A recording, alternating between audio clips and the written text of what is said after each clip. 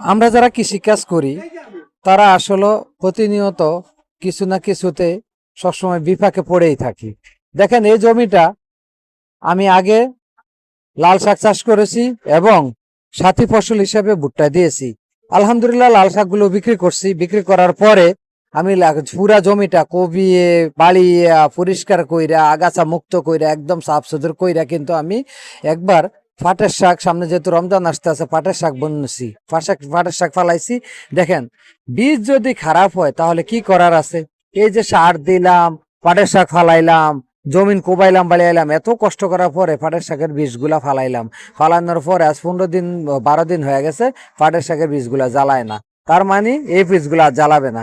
তাই এখন আবার নতুন করে আবার কবি আবার সার দিয়া, এই যে দেখেন আবার কিন্তু নতুন করে সবকিছু করণ লাগছে। এখন কথা হলো, আমি যে আবার নতুন করে সবকিছু করতে আসি, নতুন করে সবকিছু করতে গেলে আবার ডাবল খরচ। এই যে দেখেন আবার সার দিলাম, আবার দানাগুলা ছিটাইলাম, এখন আবার এই যে দেখেন মাটিগুলা সমান করে দিতেছি, এরপর আবার এগুলা ফিনিশিং করে বাড়ি দিয়ে দিতে হবে, চাকাগুলা এটা মাটিগুলা সুন্দর করে ফিনিশিং করে দিতে হবে। এই যে ডাবল খাটনি হয়ে গেল, ডাবল কস্টিং হয়ে গেল।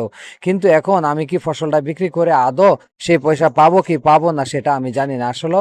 এই কারণে সকল কৃষি উদ্যোক্তা ভাই ও বোনদেরকে সবার কাছে অনুরোধ করব, আপনারা যখনই কোনো কিছু চাষ করেন অবশ্যই বীজটার প্রতি খেয়াল রাখবেন, বীজটার প্রতি একটু ভালো করে লক্ষ্য করে তারপরে কিন্তু বান করবেন যা কিছু করেন না কেন। এই দেখেন বীজের কারণে আমার এত কষ্ট আবার ডাবল কইরা করতে হইতাছে, যার কারণে আমি সবসময় এই বীজের প্রতি খেয়াল রাখি। তারপরেও কেন জানি হয়ে গেল, আমার নসিবটাই খারাপ হয়ে গেল। যাক আলহামদুলিল্লাহ, সকলের কাছে দোয়া চাই, সবাই দোয়া